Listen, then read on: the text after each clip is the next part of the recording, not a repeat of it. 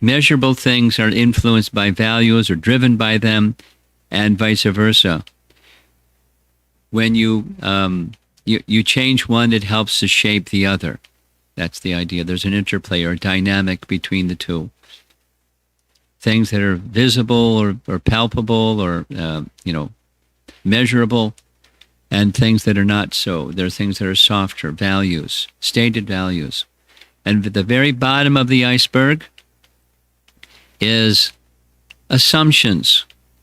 Assumptions meaning just unchanging realities that are always the same. Because values can change and behaviors can change, but there are some unchanging things in life. So I like the word alignment on an individual level as well as an organizational level or a group level, just like you have your students group. So align those unchanging realities with your values and your behaviors, and that's yoga. The reason for using that comparison is the Sanskrit root or dhatu for yoga is yuj, and yuj has that same connotation of alignment. So that's just for simple purposes. At the very, very bottom of the iceberg, there's an unchanging reality. That is, we're spiritual entities. We are a soul that's within the body, and that's an unchanging reality, whatever your values or behaviors are. And so the idea is to align your values and behaviors with that reality, and when you make that connection, that's yoga. So let's go in a yoga plunge. In terms of the values from Bhagavad Gita. Now, values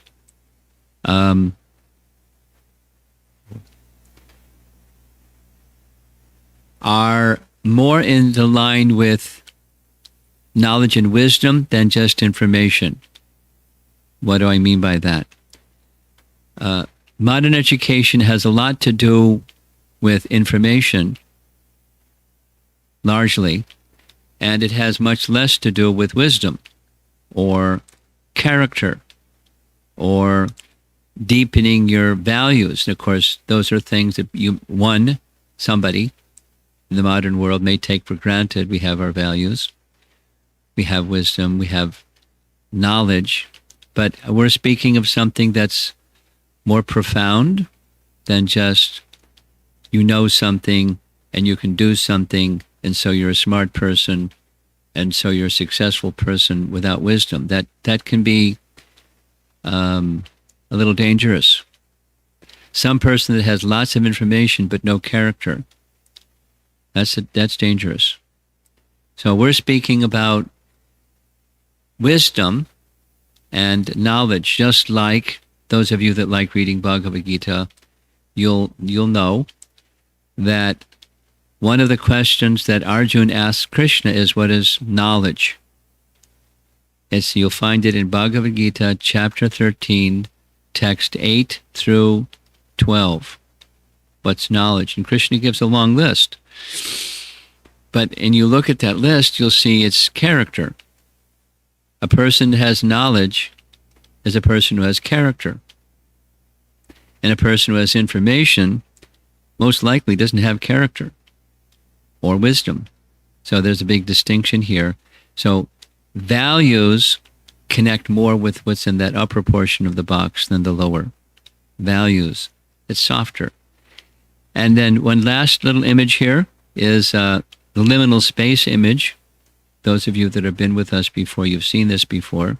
But it's important to remind ourselves, when you have values, it means often you're not there yet. Like the people that are on the left side of that image, they're not there yet. And they have a value that's over on the right side. And there's a big gap in between where you are and where you want to go, what you value. Now, the gap may be less wide than that one, but there's a space in between. And Bhagavad Gita is teaching us how to go from where you are to where you want to be. and it's giving some guidance in terms of process of getting from where you are to where you want to be. And that in-between space, that's where yoga comes in. It's connecting with that higher consciousness place. And the good news is, watch Krishna appear. Krishna will help you get there. That's an essential part of the yoga process. So now we're going to these Gita values. As you heard, we discussed, this is supposed to be Gita value number 3, not 2. Humility. Humility. We discussed equal vision and what was the second one? Ahimsa. Ahimsa? Yeah, good. You passed the exam. Ahimsa, nonviolence. Those two connect. It has to do with a very basic teaching, understanding who you are, understanding the spiritual identity of who you are. And humility, no surprise, it will also have a lot to do with the spiritual understanding of who you are. We're going to have some role play and some interactive session at the end. So listen carefully to what you hear as we're going along. It'll help you get an A in that exam too. So it's Gita value number 3. Now, here's a really simple dictionary definition of humility. Humility means the state of being humble. The word humility has its origin in the Latin word humilis, which means low. Humilis means low. So that's interesting because Chaitanya Mahaprabhu also spoke of humility in terms of feeling oneself lower than a blade of grass. Now, it's not low self-esteem. It's feeling oneself quite insignificant in the bigger picture of things. I'm going to tell a little story. This is a Prabhupada story, for those of you that like hearing Prabhupada stories.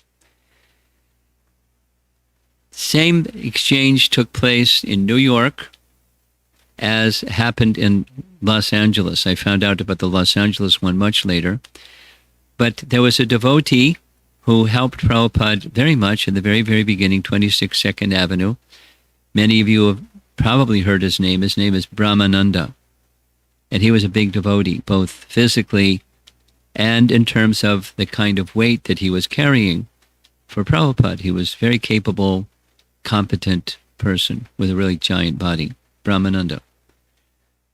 So one time, there were a few devotees together.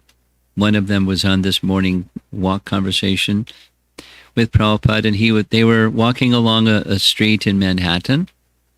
And Brahmananda said to Prabhupada, "How can I remain humble? I am given so much responsibility and so much control of finance and so much respect. How do I maintain humility?" Good question, important question. Prabhupada's answer. He put his cane down on the sidewalk and looked at him square in the eye and said, "In the vastness of all of creation, there's a very, very large spiritual sky, so many times greater than the entire collection of universes. In that vastness of the spiritual sky, there's a spiritual planet called Krishna Loka that's bigger than all of the other planets, in the Vaikuntha planets in the spiritual sky. That's where Krishna resides. In some remote corner of that vast spiritual sky, there's a cloud. A cloud of the material energy is called Mahatattva. And in that vastness of the Mahatattva, Lord Vishnu is reclining on the causal ocean. And from the body of Mahavishnu, in this little corner of the vastness of the spiritual sky, unlimited numbers of universes come from his body as he exhales. And those universes are floating like footballs on the causal ocean. And in one of those universes, there's a vast number of planets. And in one of those planets in this one universe is planet Earth. And planet Earth has 7 continents. And one of those continents is North America. In North America, there's one country, the United States. In that country, the United States, there's one state called New York State. In New York State, there's one city called New York City. In New York City, there's so many millions of people and so many streets. And here on Mott Street, you're asking me, how do I remain humble? And I think Brahmananda got the message that we're actually quite, in the big picture of things, we're quite insignificant. So humility doesn't mean low self-esteem, but it means, as in the big picture of things, we're very, very, very tiny. If you forget the big picture of things, you may think otherwise. But if you have the picture of the totality of existence and our tiny little part in it, it's easy to be humble. Now, another little story. I visit China, so I'm going to tell you a China story. In Chinese culture, they have a proverb, be like bamboo, the higher you grow, the deeper you bow. So there's different, I learned this from visiting China, there's different types of bamboo. For bamboo to grow, generally, it takes a long time because they have to have a very, very strong root structure to support the bamboo that's growing. But one time I was in Kunming giving a seminar on some topic, and when I went out of the front of the venue where the seminar was given, I saw across the street on the rooftop was a whole rooftop filled with bamboos. And I was wondering, how do you grow bamboo on a rooftop? Well, if it's small, shorter bamboos like those that were growing on the rooftops, you don't need the same root structure. But you have really big bamboos. You got to have a very strong root structure. So that it reminded me of this proverb. The higher you grow, the deeper you bow. Be like a bamboo. So be tall, but when the wind blows, you bow. And so that's just a little, be like bamboo. That's bow as circumstances require. You stand straight as circumstances require. You bow, and that's just fine. You're still bamboo. So let's go through what humility is not, first of all. Next. So sometimes people have a misconception that humility means you think badly about yourself. And that's a problem. Low self-esteem leads to negative emotion, and that's not what humility is. It's a positive emotion. Sometimes people think humility is when people abuse you, you just are quiet and you tolerate it, kind of like the expression, turn the other cheek. When somebody slaps you on one side, you turn so they can slap you on the other side. Or, I tolerate you. So that's not what humility is either. And some people think humility is just weak. You're blind, you follow thoughtlessly, and that's what a humble person does. That's how they live their life. That's not what humility is either. Rather, humility is not blind faith, it's a virtue that we can see in that tip of the iceberg, the behavior, but it's rest on something that's deeper. That's understanding and character, if you remember from the very beginning. That distinction between knowledge and information, or wisdom and information. It's understanding and character. And there is a behavior connected with real humility, but real humility is resting upon understanding. And what's that understanding? It's the deeper understanding of who you are. And Bhagavad Gita prompts us to ask the question, who am I? It's a good question. And if you don't think about who you are, then you're probably not going to find out who you are. And if you think of who you are in terms of the covering, the body or the mind, you still haven't reached the Bhagavad Gita understanding, at least, of who you are, and therefore real humility isn't going to be within your domain. Now here's another way of saying the same thing that I described, that big picture of here's our solar system, and in that solar system there's planet Earth, Mercury, Venus, Earth. There's a map of the Earth planet, its 7 continents and oceans. Here's our one continent, the United States, and the North America, excuse me. There's the United States. And now we're going to zoom in to College Park. Here's at least the state of Maryland. There's College Park. There's the College Park campus. Here's a bunch of students sitting around the College Park campus during a nice sunny day. And, where are you in this picture? Or who are you? So rather than identifying with the time and space continuum that we're in, there's another dimensional reality that's Bhagavad Gita teaches us who we are. Humility is being in our natural state. That is, acting from the spiritual platform, realizing that we are insignificant spirit souls who can make a difference when we embrace the mood of service. Because souls constitutionally serve. That's an important understanding from the Vedas. All souls, regardless of who they are or what body form they're in, we all are engaged in some service. And when we embrace the mood of service from that spiritual platform, there's a lot of strength. That's our natural state.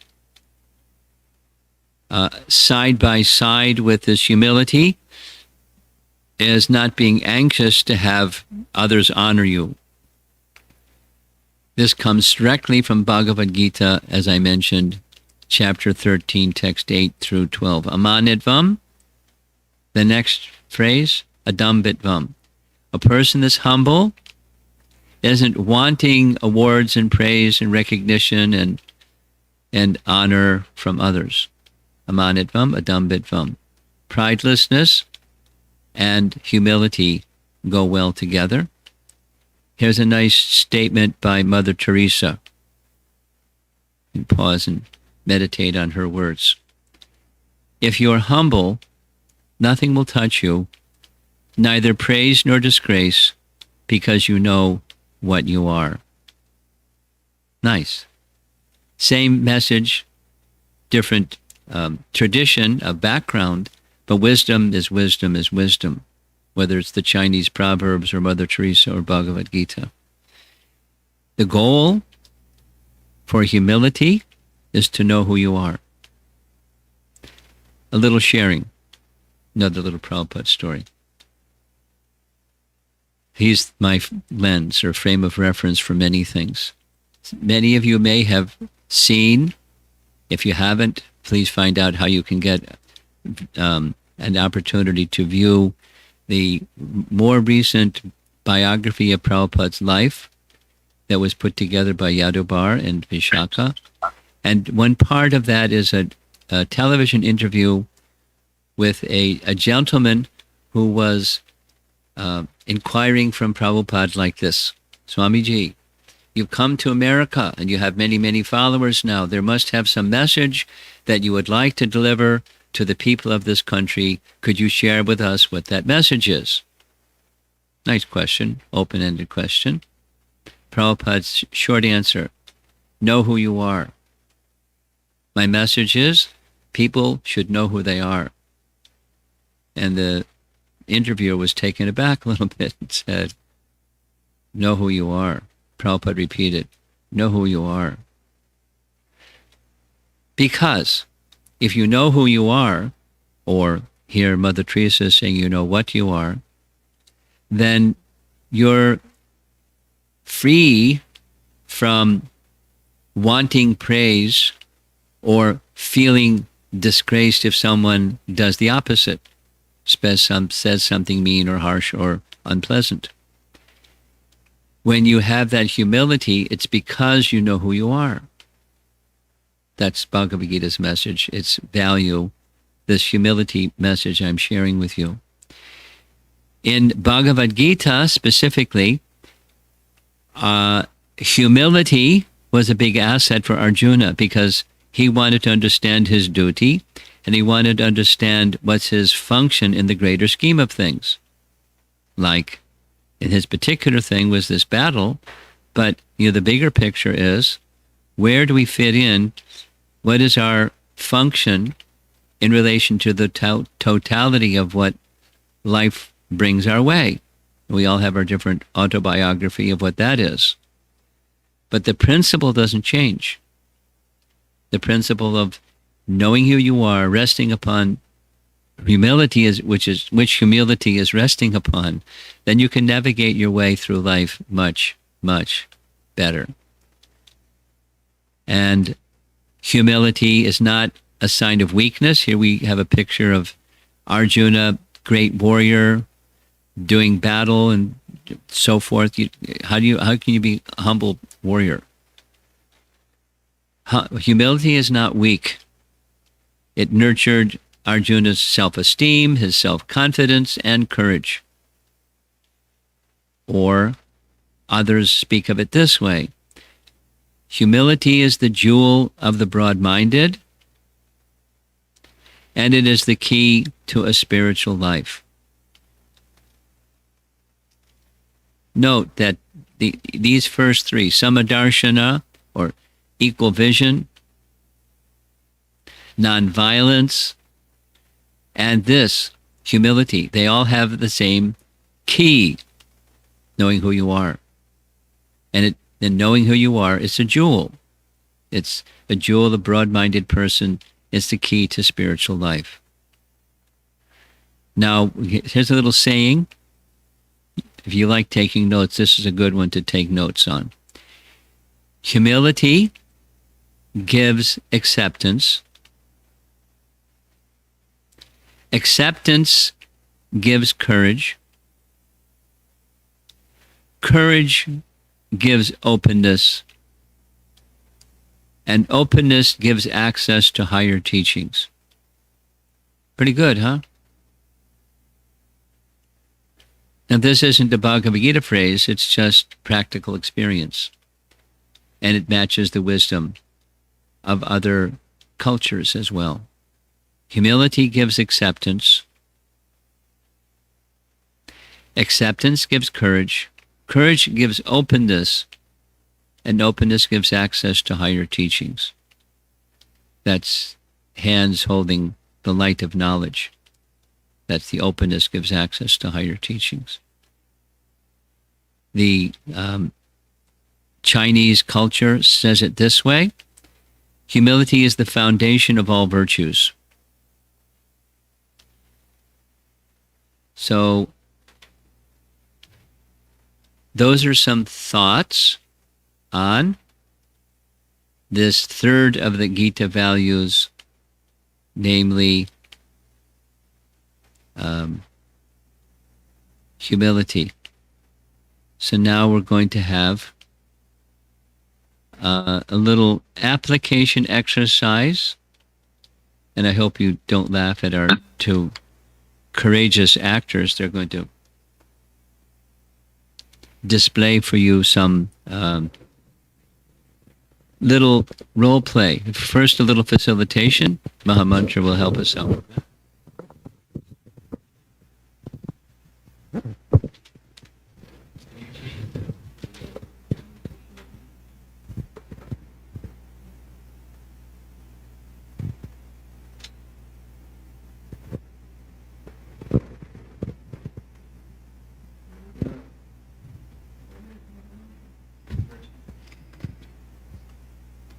Hare Krishna. So, we're going to do a small role play about humility, mainly like 3 different versions of it, how people perceive. And I'll be asking you questions. What is humility? What is the correct one and what is not? So let me call my actors.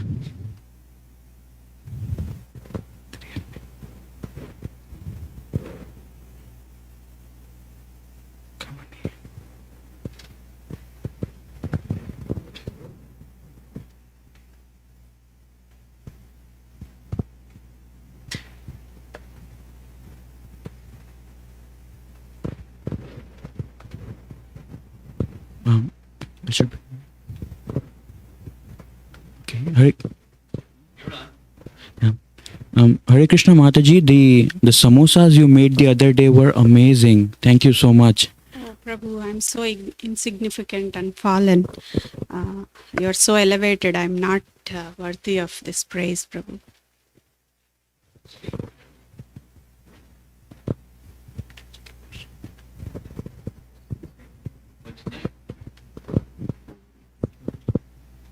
Prabhu, the kirtan you did in the temple was amazing. I know, Mataji, I do good kirtans, and Prabhupada has said that kirtans will attract a lot of people. If you are planning to hosting on any kirtan event, please invite me.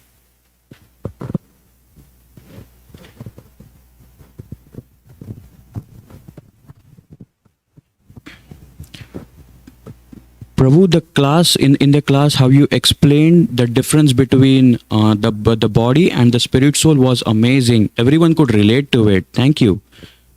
Yeah, so thank you, Prabhu, for the honest feedback on it. I think it was a service to Guru and Krishna on it. So the potency and knowledge what it was given, it was Krishna and Guru was given. So all credits goes to Krishna on it.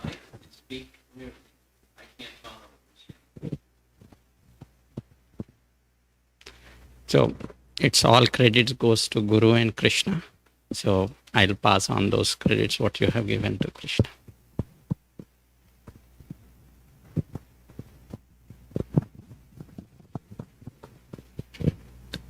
Can you show me who are there, Prabhu? Shyamanand Prabhu, who are there on the audience? UMD?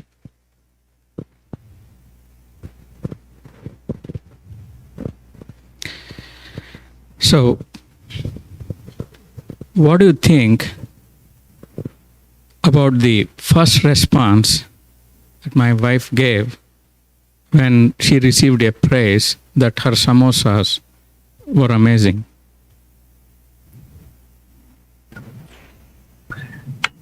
So I think Prabhu is asking us, so please feel free to turn on your videos, unmute and give an answer. Yeah. You want me to call out? I can call out. Yeah, I think that may be okay if the person is present. Any volunteers? Anybody would like to answer or at least come on video to interact? It looked like lower confidence for me.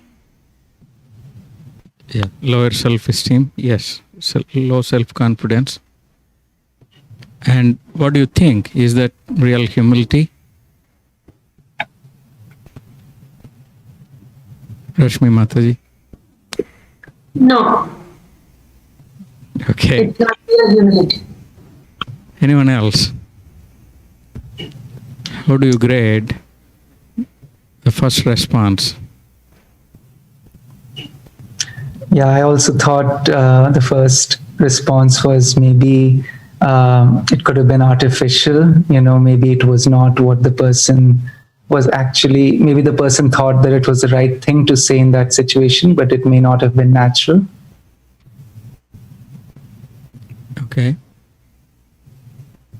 And say we talked about acceptance, right? Acceptance, courage. Anything on those fronts? with regards to first response. Hare Krishna, Prabhuji. Your question, true humility comes with accepting your strengths and spirituality, like what you can offer in service, and knowing who you are. So, in that way, like acceptance would have like signified humility. Acceptance, yes. So, what do you think was the response? Did my wife accept the praise?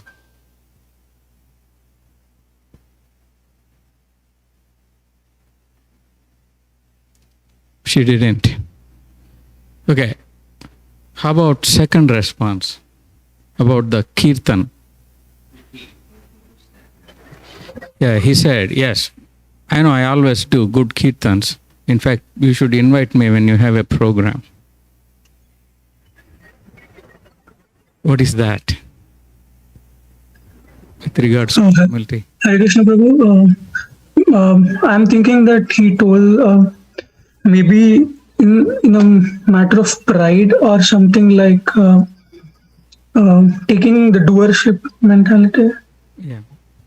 Like, so what is the commonality? Yeah, you're right. There is some pride, there is some entitlement, and like he wants to enjoy the honor that's coming. All right. So, but what is the commonality, common factor in both the responses? One, the first person rejected, second person was feeling entitled. What's the commonality? Anyone?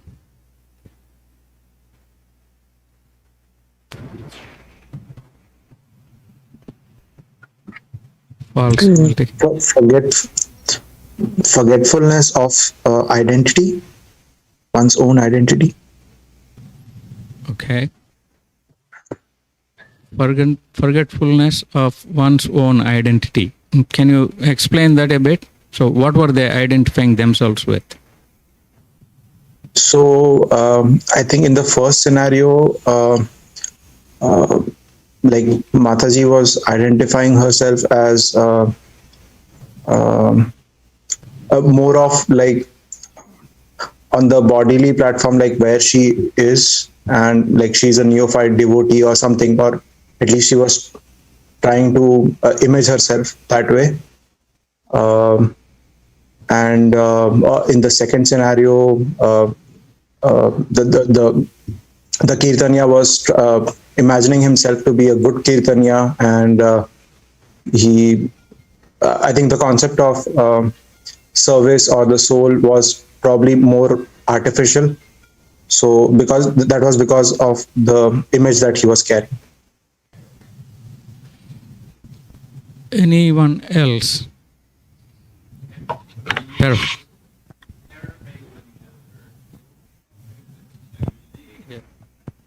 So, Amit, what I heard from you is, so one is, the first response is because she was on the bodily conception, and the other one is entitled because he believes in his ability to do things as if it is his own, right?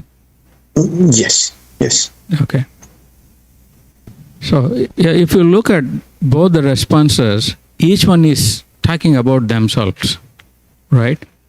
Whether one person is saying, I can't do it, I'm not worthy of it, I'm so fallen, and the other person is, yes, I do it very nicely, and it's my ability, right? So they are talking about, both of them are they're talking about themselves, like it's self-centeredness, right? Yes, yeah. And how about the third response? In third response, what we heard is, he accepted the prize, and he passed it on to the source where he got the ability from to do so, right? So when Abhijit told how you explain the difference between body and the spirit soul is amazing. Everybody could understand it. So he accepted that praise, but he passed it on to the source, saying, this ability is given to me as Guru and Krishna. So what do you think about that one? The third response. Is that humility or not? Yes, that is humility, because he was able to distinguish his own ability, or his own contribution, and also the remote cause and the ultimate cause of the outcome. So he was able to see the big picture. Excellent. That's the correct one. Thank you so much. Yeah.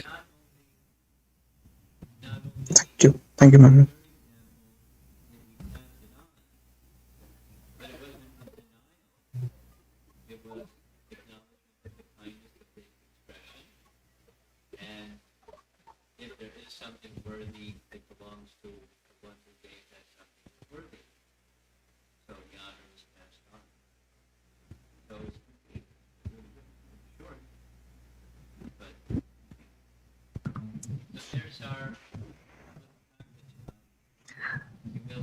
Prabhu, we're not able to hear Maharaj. I don't know if he's speaking.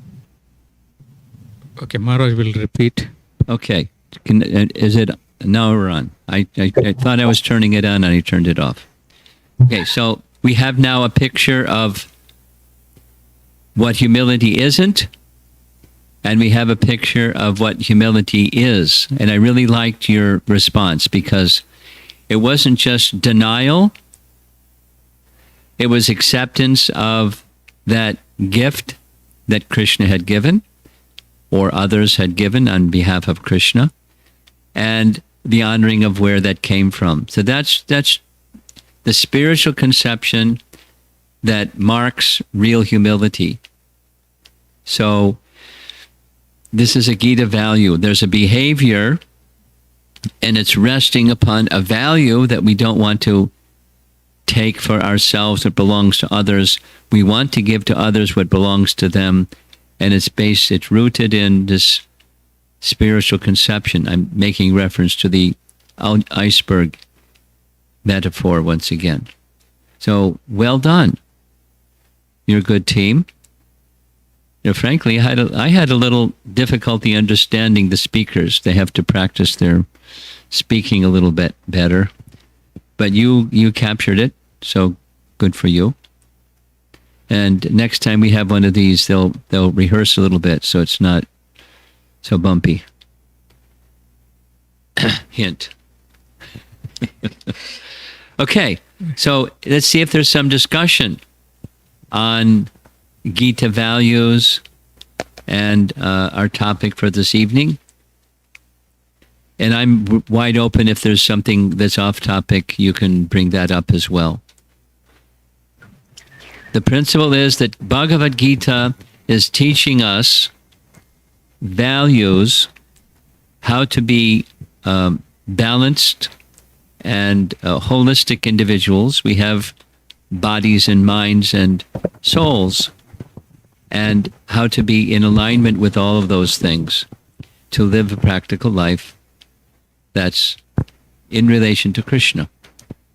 So, comments or questions? Anybody? So, as always, we can raise our hand using the raise hand feature on Zoom, or we can come on video and physically raise our hand, or we can type our question in on chat. So, and while they're thinking, I'd just like to offer Maharaj that it's always amazing how you present things that can cater to all levels of the audience. They're so simple and yet so deep. And everybody can get something out of it. So we really thank you for this presentation. And I'll give credit to the University of Oxford Department of Religion, or Vaishnava Studies Division, that they came up with this thing. I'm just the pedestrian that's peddling it. You're showing us the way. Thank you. So if anybody has any questions, now is the golden opportunity. Please don't hesitate. Hare Krishna Maharaj, thank you so much for the presentation. So one thing I had always a confusion, like basically about humility and on how to act or how to behave.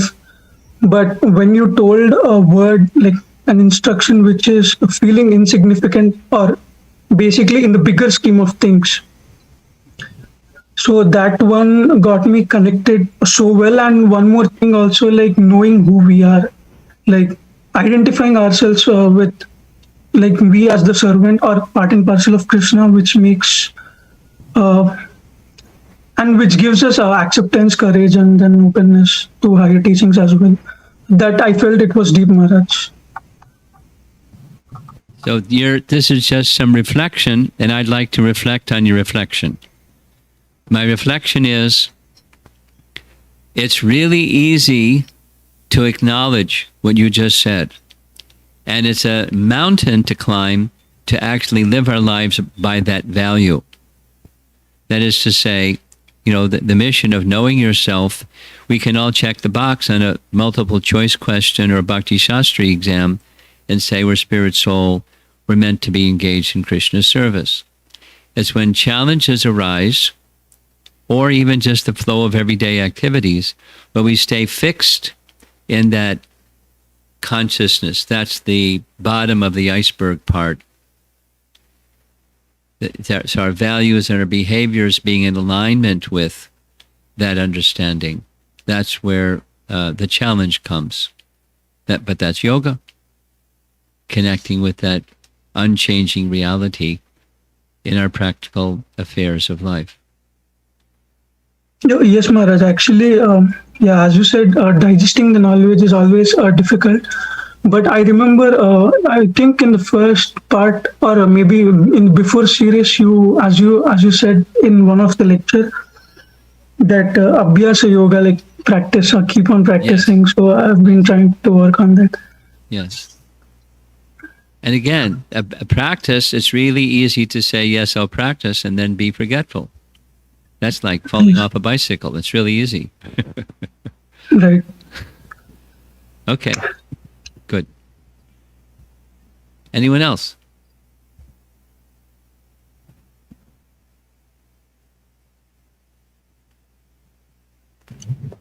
So maybe I can ask a question here, Maharaj. Sure. If you, actually, let me just check the chat. Yes, there is a question, Maharaj, from Shubham.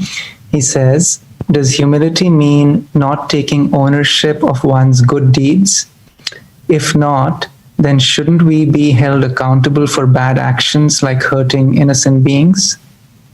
Excellent question. Excellent question. If you do something nicely, credit goes to those who helped you come to the stage where you could do something nicely. You've been endowed by some ability or some intelligence or something that allowed you to do something nicely. And if you do something, you mess up, you take responsibility. I mean, it's not a false ego kind of responsibility, but it's lapse in attentiveness to who you are and how to execute the duties of life. So that's another feature of humility. Excellent question. This is, it's not you have to beat yourself up because things weren't done perfectly.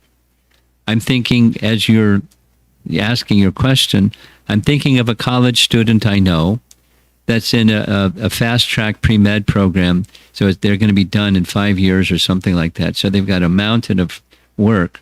And if they don't get straight A, they kind of they messed up. Then they're taking all these super intense courses and so forth. So my point is this. Keep standards, keep your target high for serving Krishna nicely.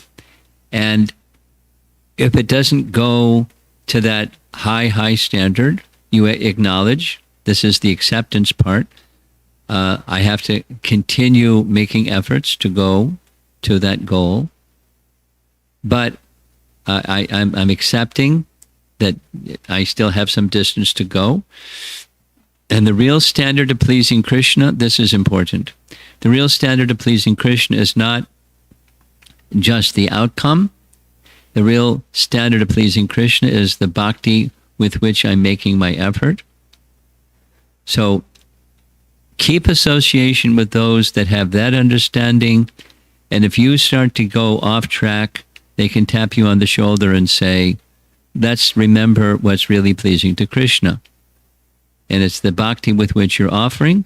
You accept. So now, back to your question. I accept if there's something gets messed, I accept responsibility for that. Let me correct it. And if something goes nicely, let me give credit where credit is due. That's my response to what you just shared.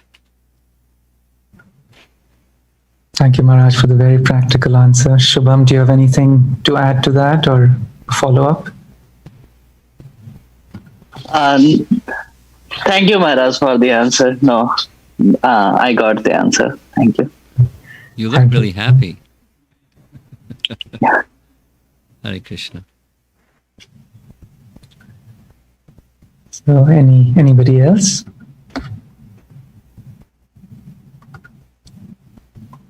Well, maybe I'll ask my question in the meanwhile, Maharaj.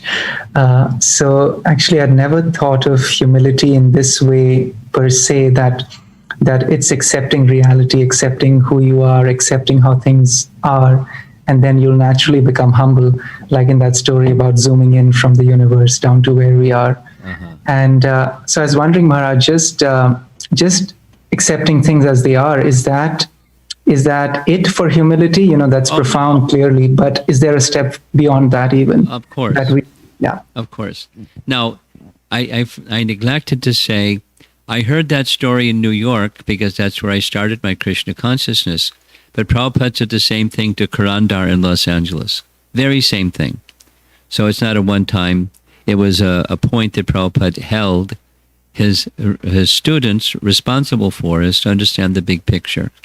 So now we have, supposing you have that big picture that says, I'm really tiny in the big picture of things. So is that it?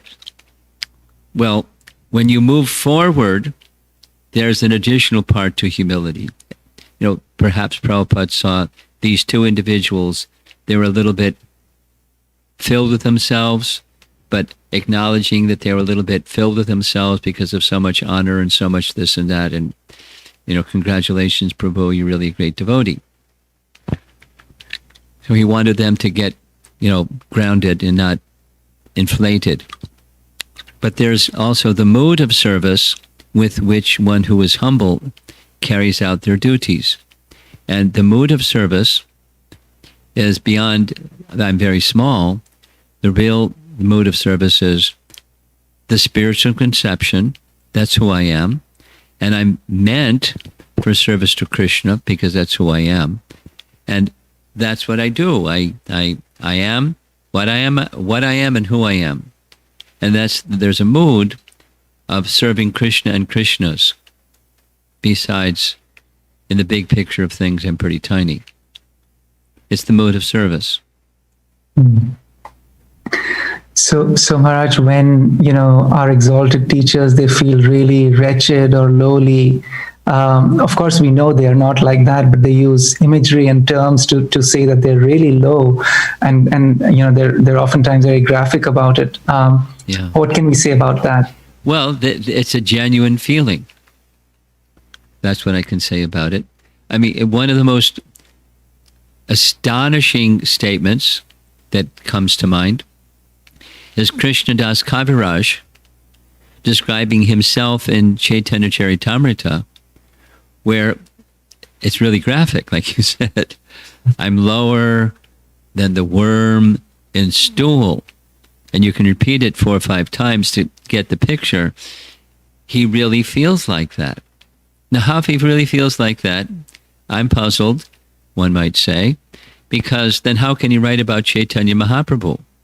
Because he's the Supreme Personality of Godhead, the most munificent personality, and he's so elegant, eloquent, and so forth and so on. So how can he feel those feelings while being so qualified? Well, it's one of those things that's a little mysterious, but one of the signs of one who is elevated is they're very humble. The classic example is a tree that's laden with fruit, the branches bow down. I mean, the Chinese proverb is the bamboo, but another one, the tree that's laden with fruit, the branches bow down because they're laden with fruit. So the person who's humble by nature, they have knowledge, they have wisdom, they have character, and one of those features is they're prideless. And they're very humble.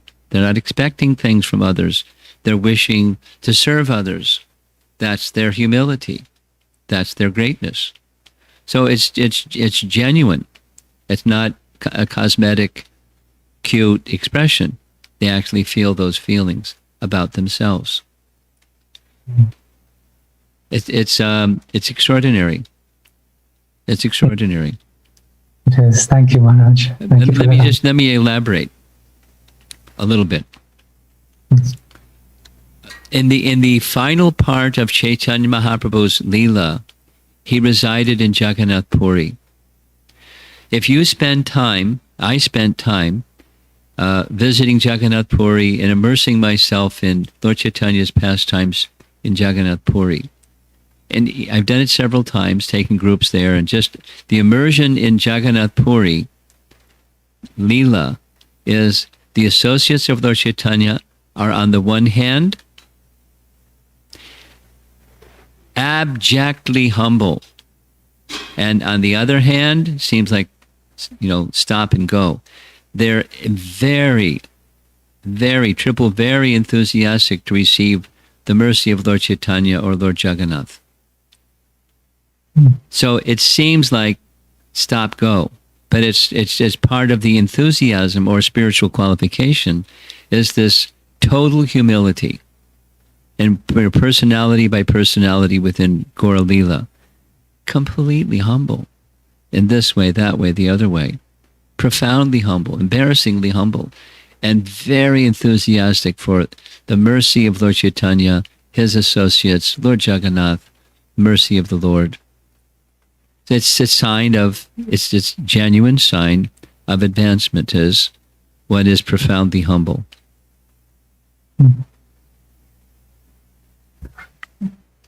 Thank you, Maharaj. Thank you for that answer.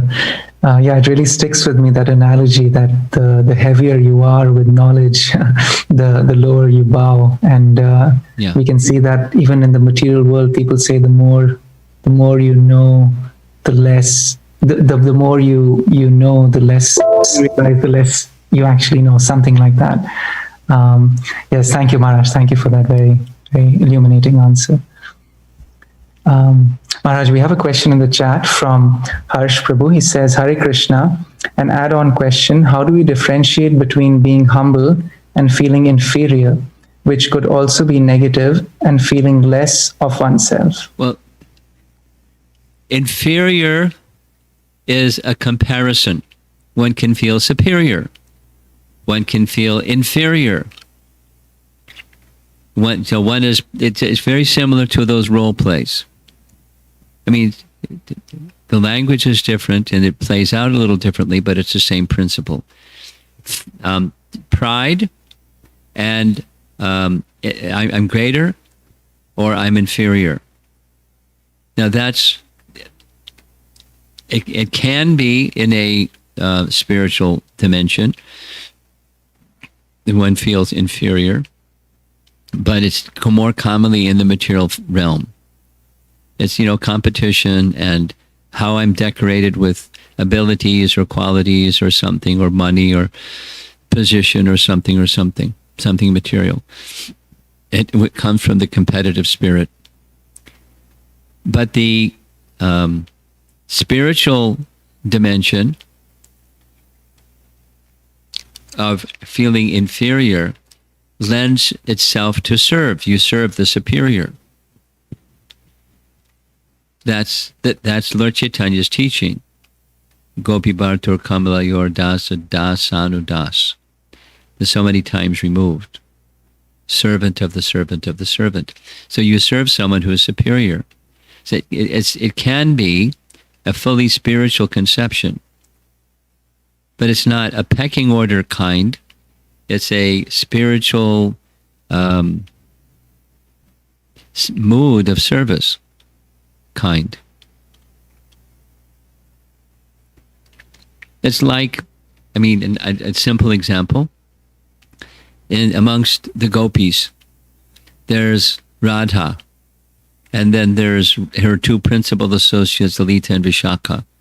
And then there's the 8 principal gopis, and each of the 8 principal gopis, they have their principal manjaris, and those principal manjaris have their assistants and megabytes of gopis serving one another.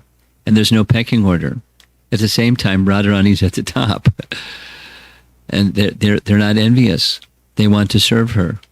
And then, Lalita and Vishaka, they want to serve them, and so forth. So it's devoid of competitive spirit, looking at someone as superior, thinking oneself inferior. It's an inspiration for service. That is all spiritual. And it's perfectly okay. It's perfectly okay. Harsh Prabhu, do you have a follow-up to that? Are you satisfied?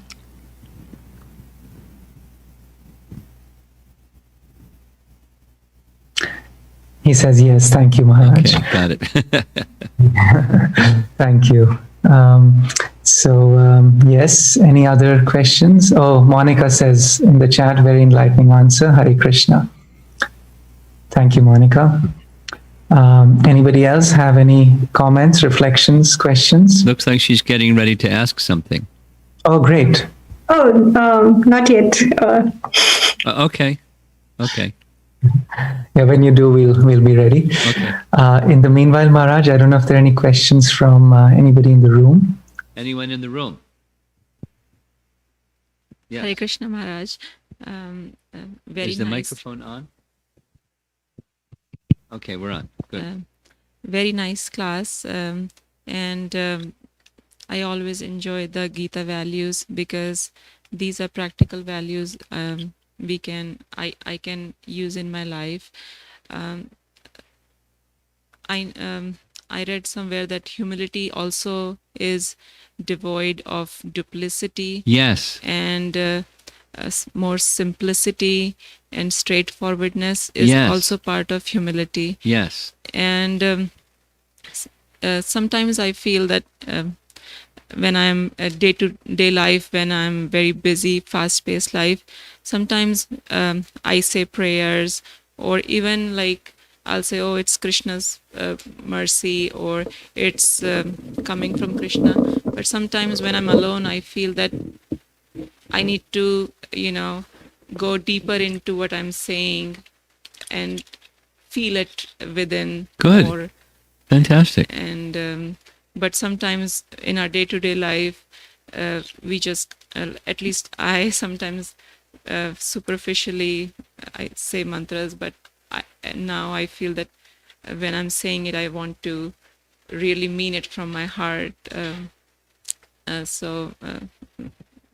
That I want that is one way I want to bring humility in my life.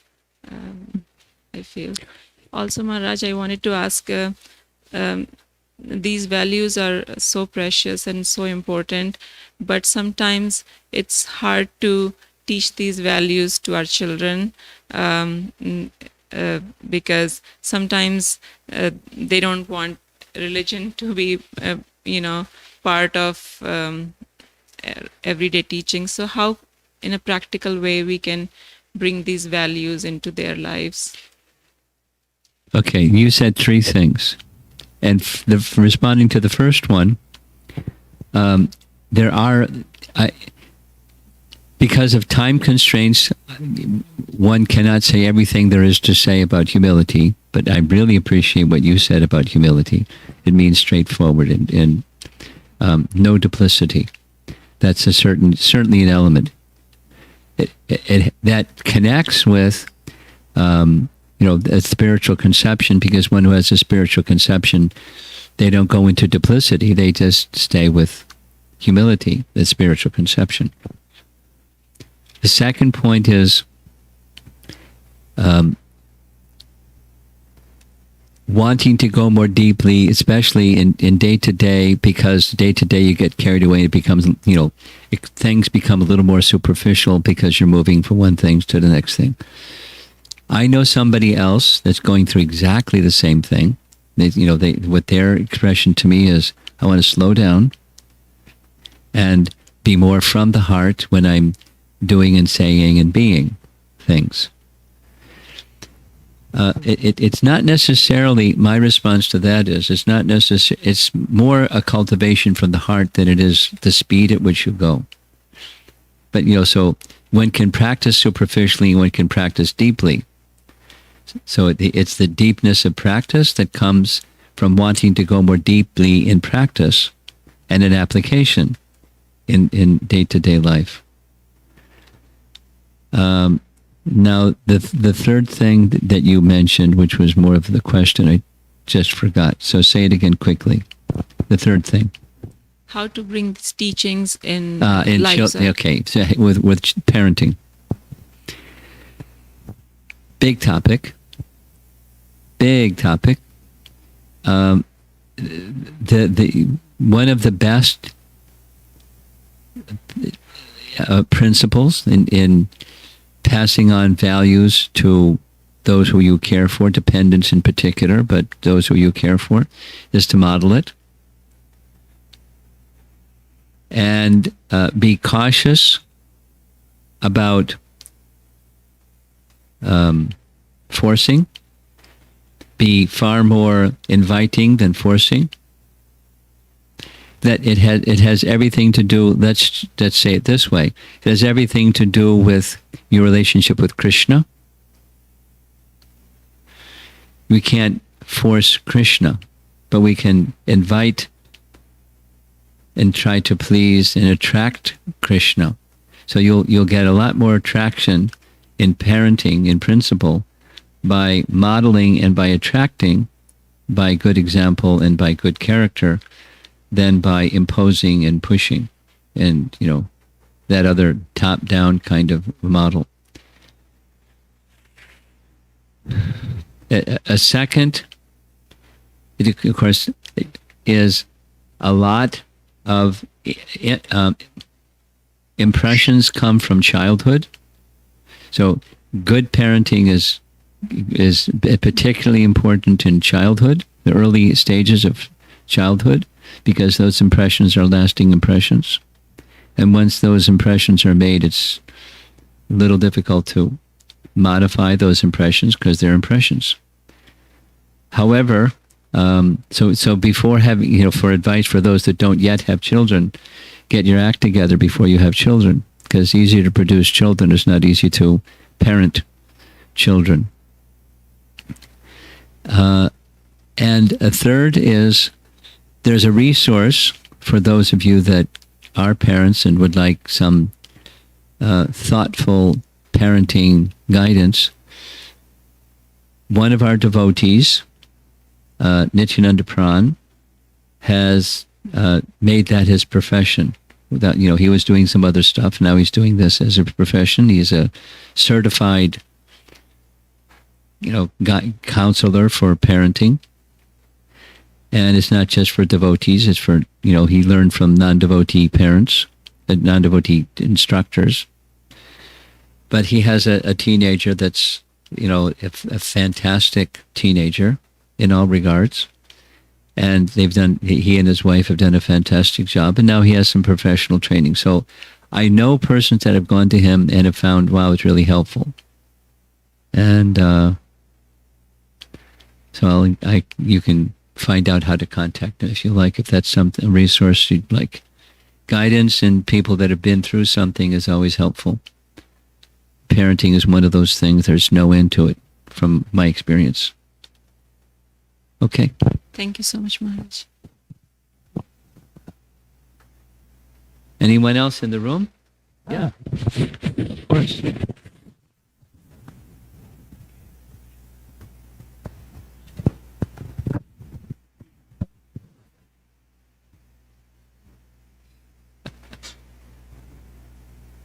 Thank you so much, Prabhu. So, You're on. You just speak right into the microphone. That's what you got to do. If you don't hold it near your mouth, speak right into it. Then you can hear you. yeah, from the today's presentation, it's I can clearly identify the stages and the process of humanity. Okay. So, is there the stages or the process like we can go from beyond the third stage, like as the last character mentioned, it's not about me, the service I'm giving, it's the process, and I'm passing all the services to the Lord Krishna. Yeah. So your question is? So my question is there is any beyond the stage that we can feel? Beyond that stage or intermediate stage? I think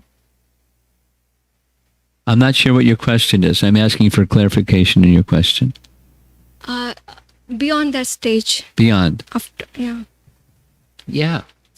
You can become a resident of Vrindavan. And let me just share with you, in Vrindavan, they have disagreement. And there's competition. There's left-wing and right-wing gopis. Did you know that? No. Oh. This group is Radharani's group. And that group is Chandravali's group. And they have some competition over getting Krishna's attention. This group is like Rukmini. She's very compliant. And that group, Radharani's group, they're very sassy. They talk back to Krishna. They say, they say things you're like, what? And he likes it. He likes his mother trying to bind him. She's not just patting him. She's going to tie him up. He likes. So there's realms of higher consciousness beyond that one, yes. Brajalila. It's a very interesting place. But the cement that holds it together is the sense of intimacy, even possessiveness, a mood of Krishna's mind. He's my best friend. He's my beloved. He's my child, whatever the rasa is. Intense. Strong affinity. But now let's go back to where we are. We're not Brijbasis yet. We're learning how to pass things on to Krishna. So if I have something, supposing somebody has some wealth, or they can dance, someone can sing, someone can cook, someone can this or that. Krishna gave that ability. So let me offer to Krishna that ability and any praise for that ability, and let it not stick on me. That's the false ego, contamination of heart. Let me pass it on to Krishna. Now your question is, there something beyond that? Yes. Braja Prem.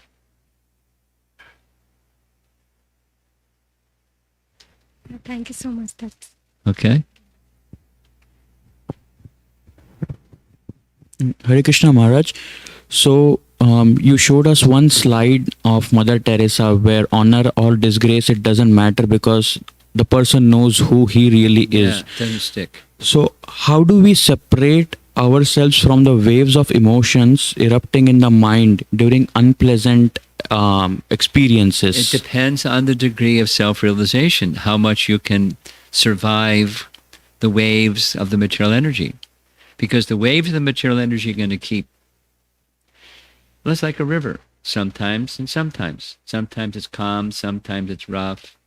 Depends on what's going on with, the climate and the weather and the wind and stuff. So the world is going to be sometimes and sometimes too. So your question is, how do you survive? It depends on how deep your consciousness is. How much attached you are to the temporary, or how much detached from the temporary and attached to the eternal you are. And the more you can be attached to the eternal, that is to know who you are, you can be detached from the temporary. And the opposite is true. The more you're immersed in the temporary, you're just going to be influenced by the temporary. You're going to forget who you really are.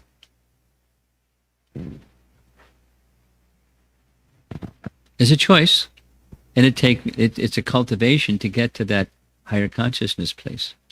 That's yoga. That's this alignment message. It's why we're doing this exercise of these thoughtful 6 values that Oxford University professors came up with to help a general audience understand what the Bhagavad Gita is teaching anyways, in a practical way. Okay? Yeah, thank you, Maharaj. I have another question, so. if that's okay. Yeah, it's okay. So, as long as our facilitator over here nods and smiles, we're okay. We're okay? Yeah. Oh, okay. thank you. So from the third devotee's response, we know how, or I'll paraphrase it. I know how my mind can take it. So it can trick me because I know how the words or the response demonstrating humility sounds like. So I could say it that, okay, I'm passing it to Krishna and Guru, but superficially, it is so superficial. So how do I make it an involuntary experience? That's her question. You're asking her question in different language. I captured your question. So, it's depth of self-realization. How to move from the head to the heart. Another way of saying the same thing. So we start with where we are. You start with where you are. This is where I am. This is this acceptance idea. This is where I am. This is where I want to go. Then there's this big liminal space in between where I am and where I want to go. And I want to get to the heart. And because I know that's where it really is going to capture bhakti. And I'm not there. I'm doing the superficial with folded palms saying, oh, Prabhu, it's my spiritual master and Krishna who are very kind. And really I'm thinking, it's all about me. Or, we're not there yet. But you cultivate. So therefore, what to do? You move from the head to the heart. You don't drop the head, but you move from the head to the heart. So you stay in the behavior and the value department, and you're trying to align with that deeper, unchanging reality, which is, I'm Krishna's eternal servant. That's who I am. That's what I'm meant for. And I want to do that and feel that from the heart level. But I'm way up here in La La Land, in the cosmetic thing. But at least that's progress beyond being in false ego. At least I'm striving by right means in the association of persons who are more exemplary than I am. I want to keep good association. This is the sadhu sangha principle that helps us move from the head to the heart. And I think that's why we have this nice club at the university, because we want association of sadhus so we can go from the head to the heart. The university is the head department and bhakti is the heart department. We want to align them. We don't throw the head out. We want to align them with the heart. And that's Bhagavad Gita in practice. Is anything else here? We have something else. Good Maharaj, I am asking this on behalf of a Mason student.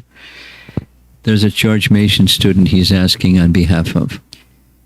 So, she's very nice girl and humble, and but also she fears the conflict with others. She feels conflict with others. Fears conflict with others. So when an exploitation or some bullying happens, she feels, why am I so weak? And how do I deal with this?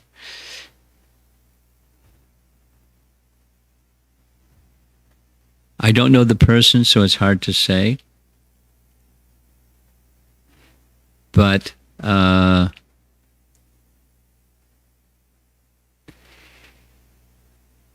the message that we just discussed this evening, it's really easy for me to circle back on it because I believe it's right.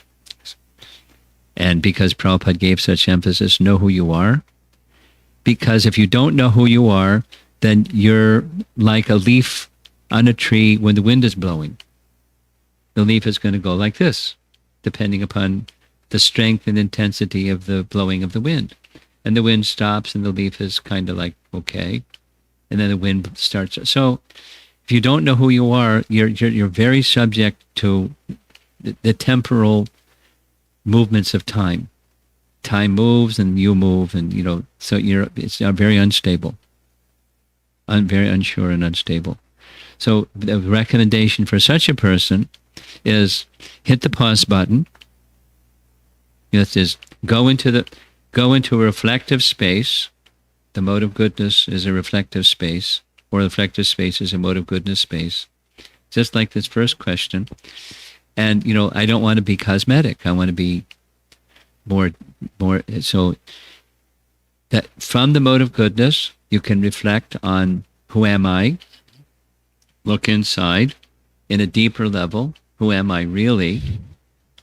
So the outside is I'm a person who is very much intimidated by acceptance and non-acceptance of other people and their views and etc., etc. I'm influenced by the external, the temporary. That's because I don't have sufficient knowledge of who I am.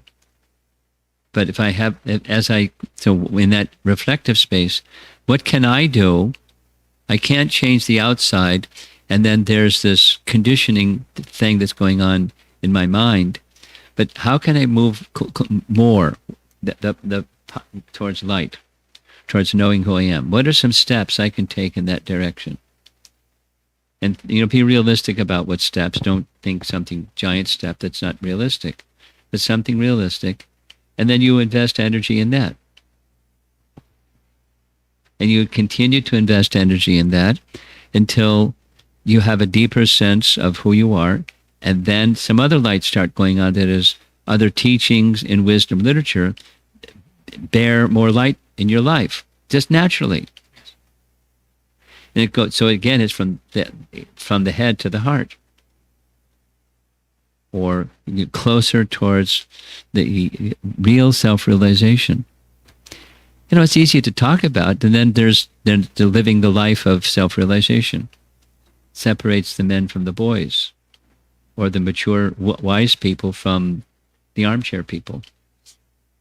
So it takes some work. It takes some faith and association with those that have faith and have wisdom, and gradually I can move in that direction.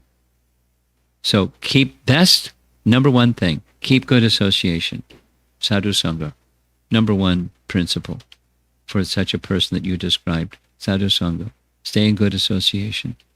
And then as there are things that you hear that you can apply and do it consistently, apply and do it consistently as best you can. Don't beat yourself up if you're not consistent, but as best you can. And then you'll make progress, and you'll feel, I'm making some progress. Not all that I'd like to. I'm not there yet, but I'm making some progress. Let me keep going. That you stay in close association of sadhus throughout your life, so that you're then, as your life progresses, you're transitioning towards knowing yourself and being able to cope with duality as it comes and goes. And then it's not cosmetic, it's something that's you. Or from the heart example or metaphor. Okay. Monica, you got a question yet? Not yet. Yes, actually I posted it in the chat. Okay. Let's read it out. Read it out. For people who do not understand spirituality, is the solution to communicate with them to make them understand things? Is communicating with pure heart enough? What are some steps that an individual can take for effective communication towards spirituality or for peace in the world? Whoa, fantastic. A few things. if you don't mind, I'll put the negative ones first. I start to cringe when I hear make others understand. Like the language of making others understand is, by default, it may be just use of language, but the very use of language is I'm uncomfortable with it because you can't make people understand things. But so one of the best rules of communication is seek first to understand before you seek to be understood. You've heard that one before? Seek first, and it's true. So, yes. I'm sorry, am I interrupting? I just have another question on the same thing. So I wanted to ask the same question on this. Like, is it enough to just listen to them first? Like make them feel that I am listening to them, then I'm understanding them. Sometimes they don't even give us a chance. The other person. You have to be a little selective about time management. Investing in relationships begins with seeking to understand. But some persons don't want to receive, they just want to feel that they've been understood. They don't want to receive anything. And so, that tells you something about the relationship and, how far that relationship can go.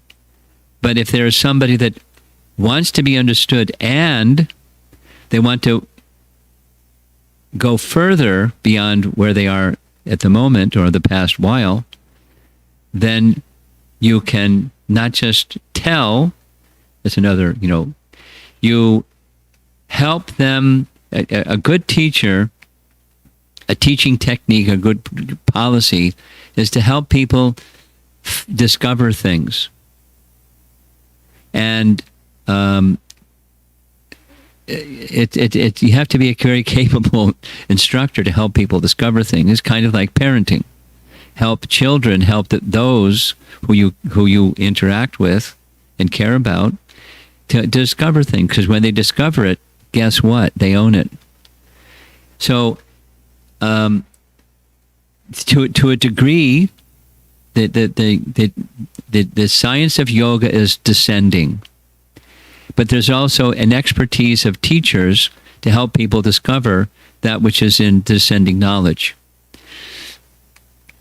I hope I'm not confusing you. When you understand, when somebody has felt this individual cares enough about me to hear me, and their reflection tells me they have understood me.